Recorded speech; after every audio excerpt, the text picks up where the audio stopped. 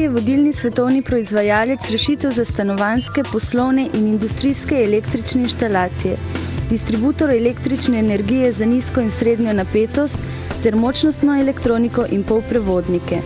Poleg tega proizvaja tudi izdelke tehnične keramike, orodja in naprave ter izdelke iz plastike in tehnične gume. Sedež podjetja ETI je lociran v centralnem delu Slovenije, v Izlakah. Ker živimo v stičišču različnih kultur, lahko razumemo pričakovanja ter prepoznamo želje strank iz različnih držav. Smo zanesljiv mednarodni poslovni partner.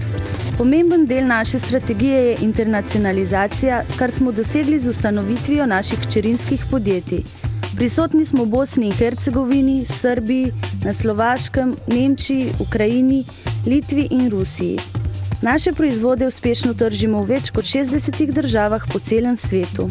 Naša več kot 50-letna tradicija v kombinaciji z dolgoletnimi izkušnjami in našim lastnim znanjem nam prinaša stabilnost in nam omogoča varno poslovanje v prihodnosti. Prav lepo pozdravljeni v oddaji Gost tedna. Našega tokratnega gosta verjetno ni treba prav posebej pozdravljati, ampak glede na to, da ima Slavko Kmetič kar precej funkcij, jih bom najprej prebral. Slavko, dobrodošli v našem studiu. Ja, hvala za vabilo, lep pozdrav. Ste predsednik Združenja za vrednote slovenske osamosvojitve, potem predsednik, lahko rečemo bolj novega, Zveze sindikata upokojencev Slovenije, pa tudi član sveta RTV. Tako je, ja. Tako da kar nekaj funkcij, ste pa tudi seveda upokojenec. Tako je. Na naši televiziji smo vas že pogosto gostili. No, ne zelo pogosto, ampak enkrat letno zagotovo. Kar precej tem se je od tistega časa, ko ste bili naš gost, nabralo. Vmes je šla tale knjiga, Bela knjiga slovenske osamosvojitve. Jaz sem si nekaj strani tudi označil. Pa mogoče najprej začneva s tem. Kako je prišlo do tega, zakaj je prišlo do te knjige?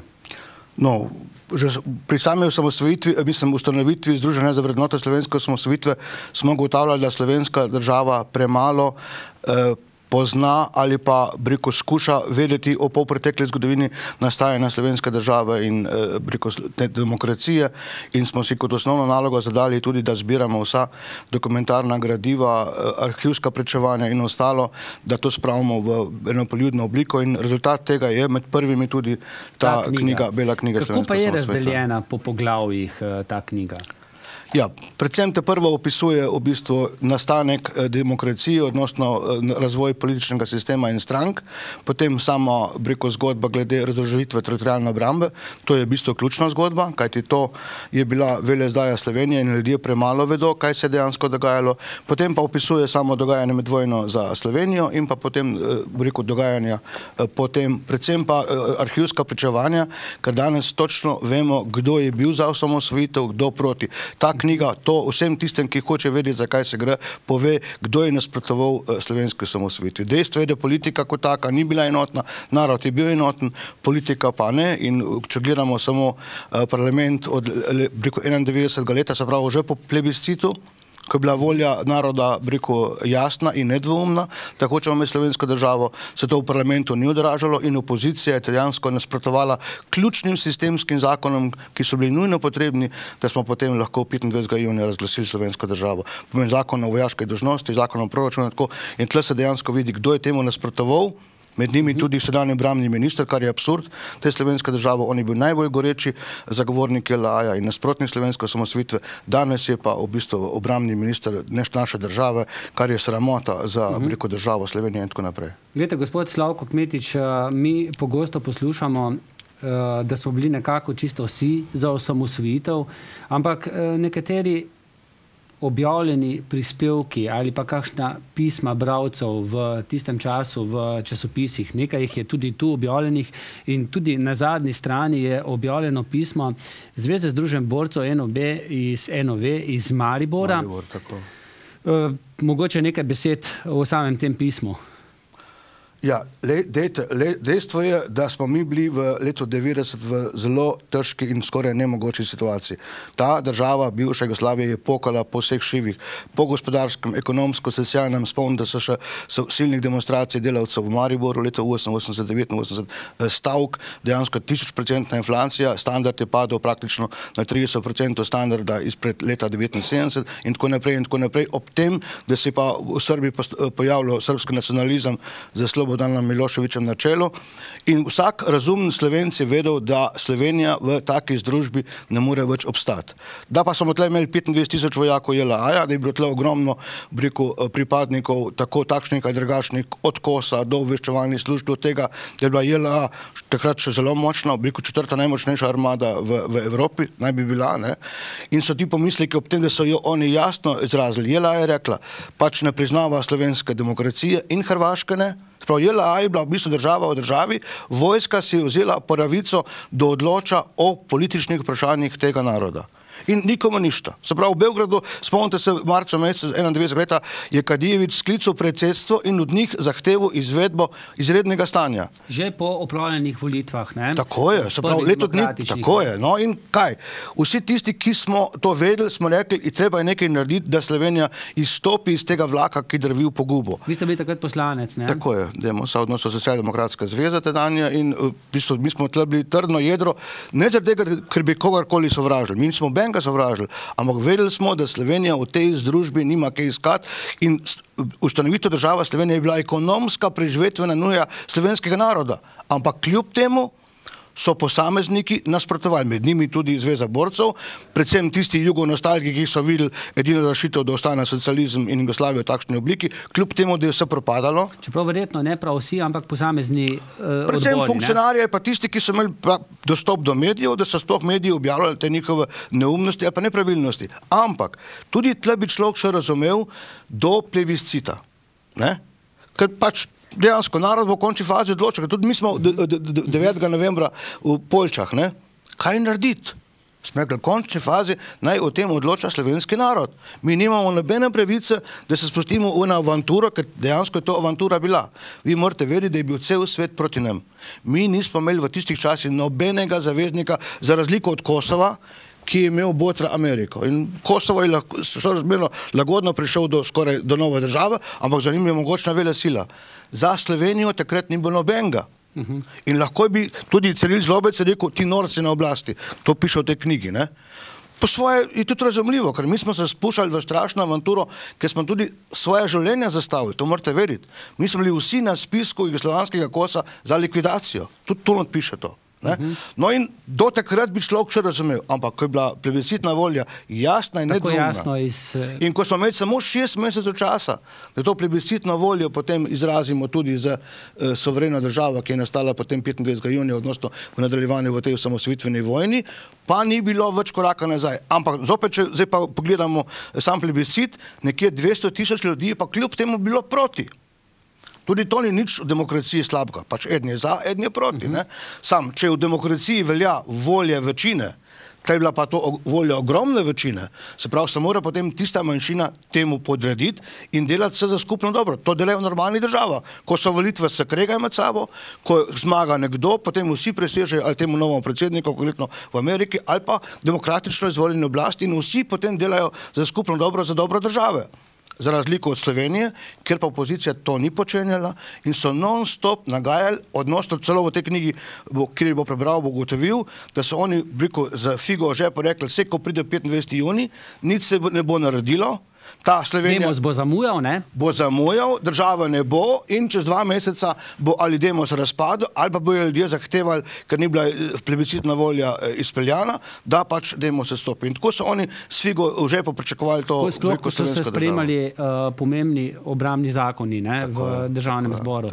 Nekateri so šli z enim glasom večine. To je, ko danes gledaš iz te strani, ko vidiš, v bistvu za mene osebno, je ustanovitev slovenske države pravi čudež. To, kar sem napisal tudi v knjigi, dejansko so se enkrat na 1000 let našli pravi ljudje na pravem mestu v pravem času. Ker se je Bog samo za 5 minut nasmehnil tej Sloveniji in teh 5 minut smo mi izkoristili v polni meri, državo naredili, notranjih razmerij, to pa lahko po tem nadaljevanju pa nič. Vsi inštrumenti ali pa organizacije iz prejšnjega sistema so veselo nadaljevali naprej, se potuhli par let, se pravi 91, 92, 93, potem pa so videli v bistvu, kako stvar deluje, so prevzeli oblast in danes je Slovenija, mogoče po svoje še v težjem položaju, ampak v drugačni obliki, kot je bila leta 91. Ampak glede tudi na vse tisto, kar se naši otroci zdaj učijo v šolah, predvsem v osnovnih šolah, se nekako v javnosti ustvarja vtis, da so tisti, ki so bili glavni, da je Slovenija se uspela osamosvojiti se, Milan Kučan, takratni predsednik predsedstva, potem tudi Janez Drnovšek, čeprav ne, kar se tiče Janeza Drnovška, takrat, ko se je Slovenija osamosvajala, je bil še v predsedstvu Jugoslavije, sicer ja, se je pogajal, pa to tudi potem kasneje prišel zraven. Za tiste ključne se pa nekako govori, kot da niso bili kaj zraven. Najbolj jasna razlika bi bila, če naredimo en res.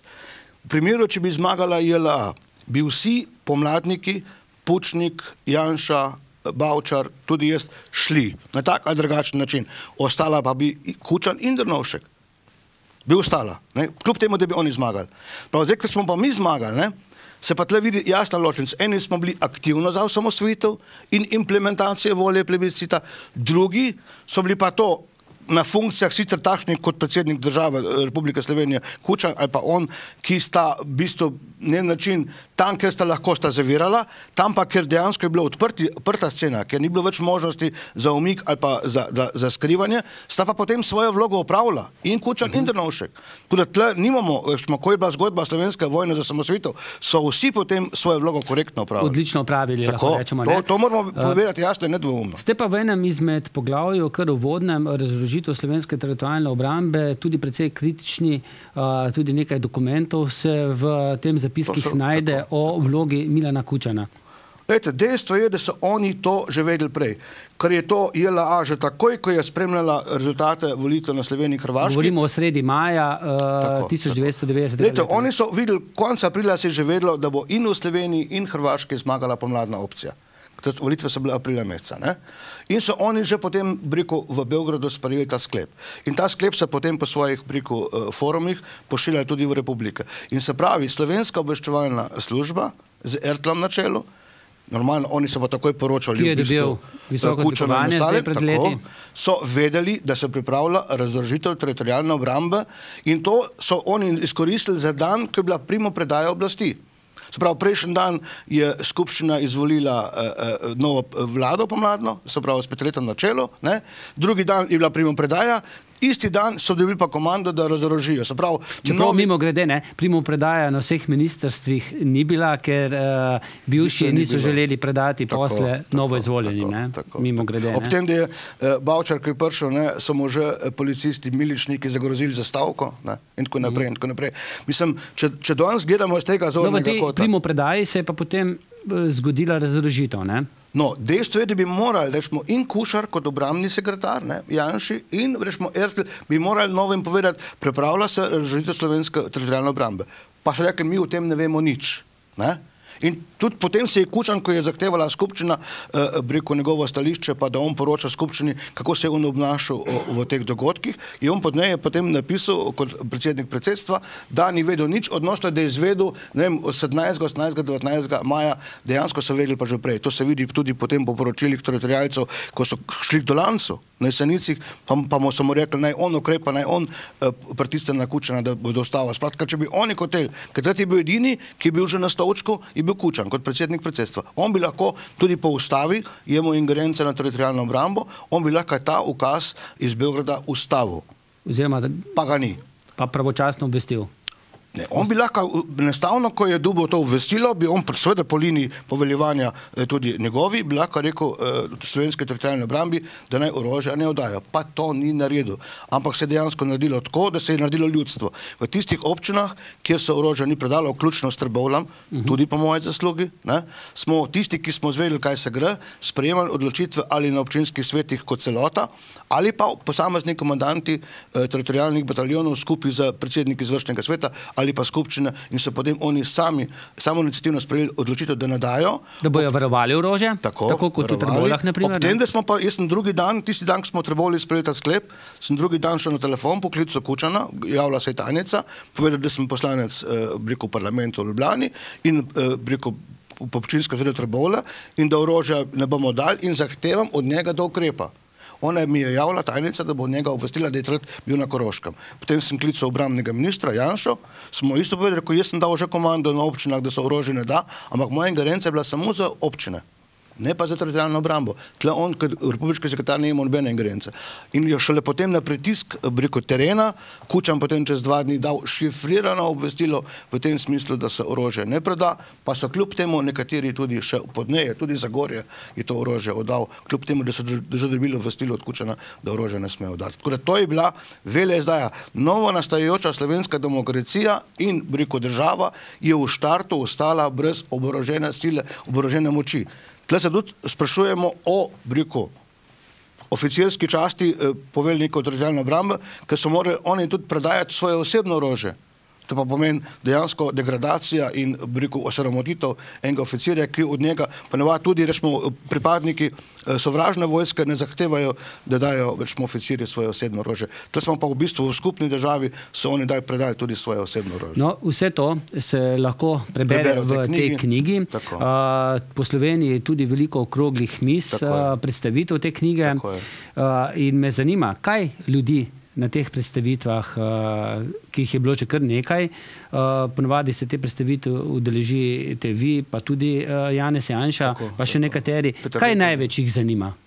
No, te podrobnosti skrite, ki v bistvu, ker veliko stvari se šele danes zve, tudi Janša je to priznal, ne prav, tisti moment se je toliko stvari dogajalo, da ene stvari enostavno ni mogel spremljati. Ali razne, dopise v časopisih, ali izjava, tako ali po 20 letih imaš pa v miru čas prebrati vso to korespondenco iz tistega časa in se ti ogromno, tudi vprašanja, za katere nisi vedel takrat, pojavljajo, ali pa odgovori na ene stvari, ki si treba bil v dvomu, odnosno zaradi velike hitrosti dogajanja enostavno nisi registriral. In na teh okroglih mizah se pove še veliko pikantnih podrobnosti iz tistega časa, ki dodatno razkrivajo, kot sem že prej rekel, pravi čudež, da je ta slovenska država nastala.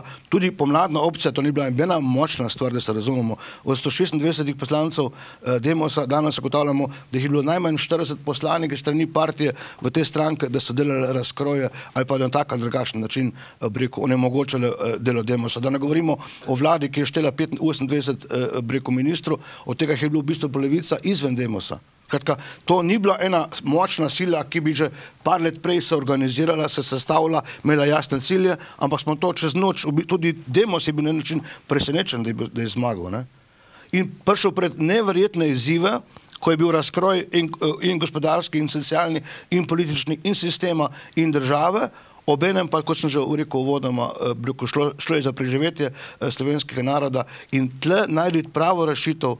To je bil čudež vseh čudež. In dr. Jože Pučnik je nekako kot vodja Demosa znal nekako vse to skupaj držati. Dejstvo je, če gledamo, on je oče slovenskega naroda in ko je bila zadnjič javnomnenjska anketa, kdo je najbolj zaslužen, ko je bilo 70%, da je Kučan, 50% Janša, Pučnika pa nobeden ne omenja, je to čista sramota za slovenski narod in slovensko državo, da tega človeka enostavno gre iz zgodovinskega spomina in če tle ne bo v kratkem času prišla normalna oblast in preko šolskega sistema in preko medijev povedala pravo resnico, bo ta Slovenija in narod še bolj tona kot tona. No, se tudi pozablja, da je bil dolga leta tudi gospod dr. Jože Pučnik v zaporu. Tako je. To za nič. Za članek v eni reviji, kjer je opisoval težko stanje slovenskega kmeta. In je dobil 7 let težkega zapora. Noro in grozljivo. Počasi stvari prihajajo na dan.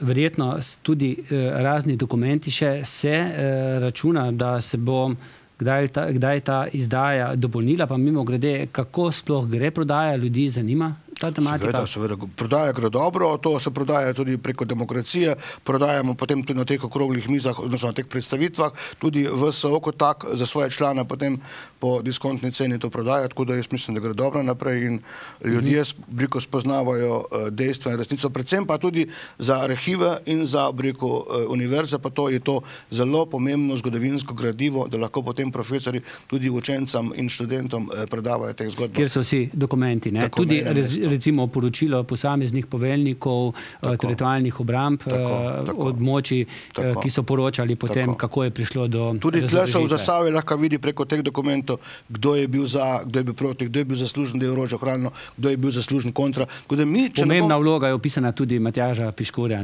ki je bil takrat pokončen. Še besedo ali dve, preden gremo na drugo temo o Združenju za vrednote slovenske osamosvojitve. Ste nekakšna veteranska organizacija tudi, ne? Kako sodelujete z drugimi veteranskimi organizacijami? Glejte, mi jih vabimo na naše prireditve, sicer se vsi vabila dobijo, se zahvalijo za vabila, praviloma ne pridejo.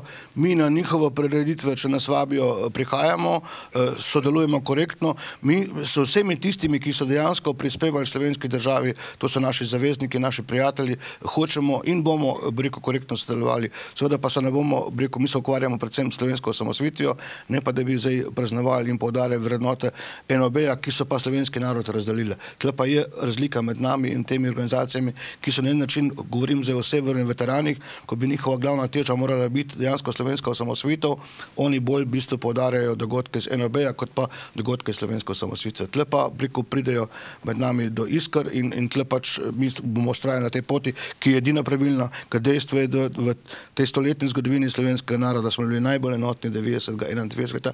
In mi moramo na tem graditi, na enotnosti. Mi ne smemo sprejeti to kulturo razlikovanja, delitve, mi sprejemamo kulturo povezovanja in skupnega delovanja za skupno dobro te države in slovenskega naroda.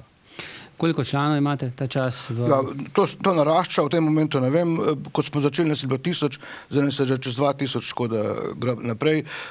Čeprav eni pravijo, ker so mladi, da pač ne vidijo tega, izpravim, vsak, ki mu vrednote slovensko osamosvojitve nekaj pomenijo, je dobrodošel v tej organizaciji. Ne samo tisti, ki smo prispevali, mi imamo tle in vojaško komponento, in policijsko, in civilno. Mi tle premalo poudarjamo civilno komponento. Tle je bilo dejansko v slovenski narod, od železničarjev, gasilcev, do bolničarjev. Vsi so bili za.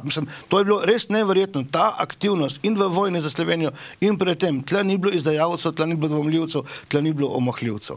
In te moramo povezati. Pa tudi vse tisto mlajše rodove, ki pa spoštujejo in cenijo to osamosvojitev, predvsem pa skušajo graditi na povezovanju, ne pa na delitvah. Greva na drugo temo. Ste predsednik Zveze sindikata upokojencev. Sindikatov, ki jih je več, ja. Imate dolgoletno sindikalno tradicijo. Nekako bi človek rekel, da ne morete brez sindikalizma. Zakaj težnja po še enem sindikatu? Dejstvo je, da zdaj imamo, če gledamo to upokojensko sceno. Imamo ZDUS, imamo Zvezo društev upokojencev Slovenije, za gospo Matejo Kožuh Novak, ki po mojem mnenju ne zastopa dejansko upokojencev, ona zastopa predvsem privilegirane upokojence, nažalost. Potem imaš pa in pri Pergamu, in pri Konfederaciji 90, in pri Zvezi svobodnih sindikatov še upokojenske sindikate, ki pa tudi po našem mnenju perečo problematiko upokojenstva ne zastopajo v taki meri, kot bi si upokojenci, ki smo celo življenje plačevali v ta pokojninski sklad in ko so zdaj naše pokojnine ogrožene, ne zastopajo. In z tega vidika smo ugotovili, da je pač nujno potrebno ustanoviti novo organizacijo, ki se bo dejansko iskreno, borbeno, predvsem pa z znanjem in tudi z močjo argumenta in argumentom moči, so prav protesti ali karkoli, borila za upokojence, ki pa smo dejansko danes zelo, zelo ogrožena populacija. Koliko vas je? Kdo ste vse združeni v tej zvezi? To so štirje sindikati, sindikat upokojencev in invalidov, sindikat veteranov, ki sem tudi jaz predsednik sindikata upokojenih veteranov, in predsednik zveze, sindikat upokojenih gospodarstvenikov in sindikat delavcev upokojenih prometa in zvez. To so 4 sindikati, ki tvorijo to zvezo. Tudi tle članstvo narašča. Dejstvo je, da še mi nimamo če bi imeli mi, rekel, že v vsaki občini infrastrukturo in potem tudi, da bi ljudje vedeli, kam se šanijo, bi nas danes bilo že bistveno več, ker smo pa to šele v nastajanju. Dejansko nimamo ne sredstev, nimamo nič, imamo predvsem voljo. Pa simbolično članarino, ne? 5 evrov na leto, tako da to je tudi pač, kjer ne more, ni potrebno. Bistvo je, da upokojenci se začnejo zanimati za svojo usodo, kajti samo biti doma, pa gledati televizijo, pa jamrati na tem, da standard pada, je premalo. Treba se povezati, treba se združiti, treba je jasno in glasno povedati, da upokojenci nismo socialna kategorija, da smo dejansko to plačevali, to isto, kot če bi deval v banko in bi zdaj, rekel, doboval nazaj svoj depozit ali obresti in ne more en Rjavec ali pa Kožuhova groziti ali pa se hvaliti s tem, da ohranijo, naše pokojnine, ki nam jih inflacija že 5 let temeljito načenja. Dejstvo je, da je povprečna pokojnina danes padla že najmanj za 15%, da so že eni zelo ogroženi, cirka 200 tisoč upokojencev je zelo ogroženih, ob tem, da naraščajo cene ogrevanja, hrane, stanarin in tako naprej in tako naprej. Tudi tlej pri nas problem, konkretno v Nemčiji, Ameriki, ko eden od zakoncev umre, drugi dobi njegovo kompletno pokojnino zraven, kar je logično, ker stroški ostajajo, dohodki se pa prepolovijo in pri nas so praviloma reveži tisti, ko eden od zakoncev umre, drugi ostane sam v prevelikem stanovanju ali preveliki hiši in enostavno ne zmore stroškov. Par dni nazaj sem se pogovarjal z upokojenko, prav ona daje za kupi 3000 litrov kurilnega olja in polovico letnih prihodkov pokojnine da samo za ogrevanje. Mislim, to so grozljive razsežnosti. In tle bo potrebno res imeti eno pravo razpravo, ki se še pa v teh 20 letih ni odprla, kako to populacijo, ki pa je gradila prejšnjo državo, dejstvo je, da smo z udarniškim delom gradili in vrtce, in ceste, in bolnice, in karkoli. Vemo, ko se včasih dogajalo o polni obremenitvi, delavstva, smo potem še za samo prispevki in za prostovoljnim delom gradili to infrastrukturo. Danes so pa ti ljudje obubožani. Ker mi ne govorimo, da so revni tisti, ki niso delali ali pa so na obrobju družbe bili, ker so sami tako hoteli. Mi govorimo o populaciji, ki je celo življenje pošteno delala. In ko danes gotovimo, da ko vlada, odnosno proračun, da 1,5 milijarde v pokojninsko blagajno, ker je premalo prihodkov iz naslova davkov in prispevkov zaposlenih, je 500 milijonov pa denarja za privilegirane pokojnine, ki pa nimajo podlage v plačanih prispevkih. In o tem gospa Kožuhova pa Rjavec ne govori nič. To so nedotakljive in so to zelo visoke pokojnine. Konkretno pokojnine JLA poprečno so 2-krat večje od poprečnih slovenskih pokojnin. To je edina republika v bivši Jugoslaviji, ki to dela. Da ne govorimo, da plačujemo pokojnine španskim borcem, ki so se borili za interese druge države. To smo pa fenomen na svetu. In tako naprej, in tako naprej. To je nedotaknjeno. Hoče pa preko kriznega davka, to govori gospa Kožuhova, kar je noro, obremeniti tudi tistega, ki ima samo 200 evrov pokojnine, da bo plačal krizni davek. Kje živimo? Če gremo pa na nekaj zadnjih ukrepov, vlada je dvignila DDV za 2 odstotni točki, pa za 1 odstotno točko tistega nizkega, kar je na nek način udarilo čisto vse državljane Slovenije, pa ne govorimo zdaj samo o podjetnikih, ampak čisto tistih že tudi upokojencev. Potem vinjete se tudi dvignejo, se povišajo. Potem prav danes, četrtek je, ko tole snemava, se vlada razpravlja o nepremičninskem davku, kjer želi napolniti približno z 200 milijoni občinski oziroma državni proračun, kjer bodo pa spet večina v to prispevali tisti, ki so si z lastnimi žulji zgradili hiše, ki pa imajo zdaj nizke pokojnine in se jim bo davek na nepremičnine kar bistveno dvignil, pa kmetom, pa gasilcem, pa cerkvi tudi, za sakralne objekte, kar je nonsens. Tako da, kako na to gledate? Mislim, ta situacija je totalno nora in skizofrena. Evropa, tista, ki spremlja to Slovenijo, se že drži za glavo in ne more verjeti, da je nekoč perspektivna članica, 176. članica OZN, kar je zdaj tudi včeraj gospod Rupel izdal to knjigo, ki ga bomo gostili v naslednjih tednih. Taki nori situacije. Se pravi, poprečni Slovenec bo drugo leto dodatno obremenjen, to so najnovejši podatki, za cirka 900 evri dodatnega davka neto. To so v bistvu 2 poprečne skoraj pokojnine letno bojo dali za davke. Mislim, to je noro. Pa ti ljudje bojo goli in bosi. A se ljudje sploh zavedajo, kaj nas čaka? To je že rekel gospod Janša, ko so rušili njegovo vlado, in to sta najbolj kriva Viran pa Rjavc, ne? Ljudje, primite se za denarnice.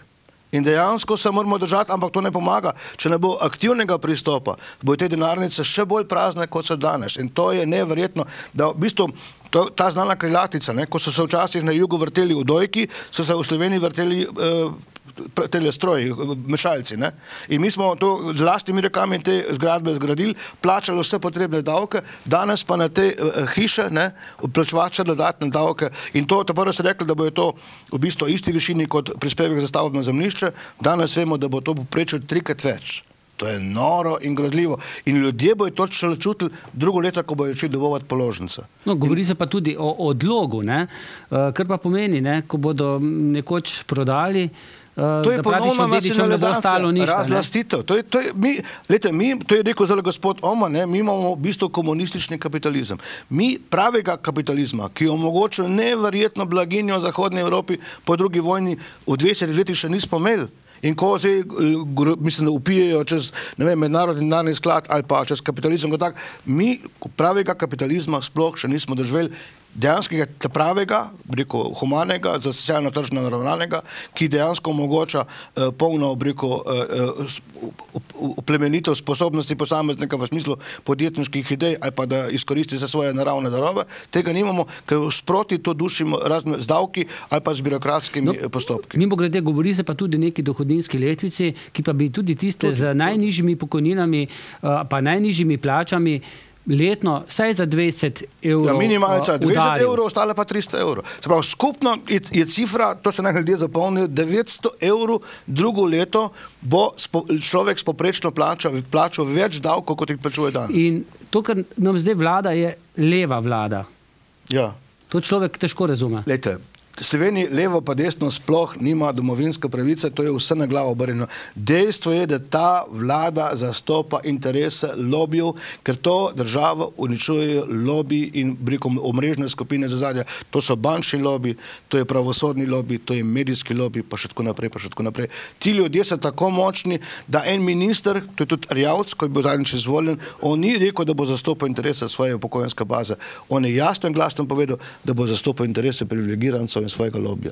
To je danes, kjerkoli je politično pismen, je to vsakomor jasno. Ta minister ne odgovarja parlamentu in voljivcem, ampak odgovarja tako imenovanem stricem ozadja, ampak to je brezvezna floskola.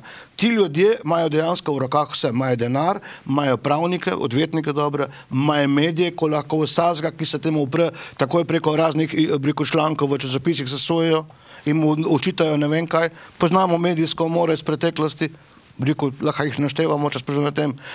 In dejansko tisti, ki stopi v politiko, tisti, ki hoče za javno dobro narediti, praviloma vsi zgorijo, ker tudi narod to ne ceni, ne spoštuje, ljudje še ne vejo sploh, zakaj so volitve. Ne znajo ne nagraditi, ne kaznovati nekoga na volitvah, ampak volijo pač po svojih. Vse manj gredo na volitve, kar pa je največja nevarnost. Tudi. Zainteresirani gredo. Gre potem tisti, ki pač pa hoče na način zaslužiti.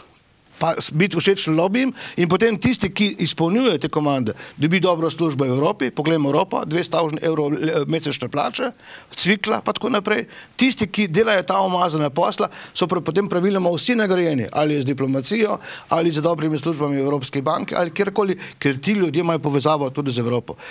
To se je gradilo 50 let, to se ni nastalo čez noč. Zadnje desetletja pogovorimo. Demos leta 90 teh omrežij ni nič prekinil, nič.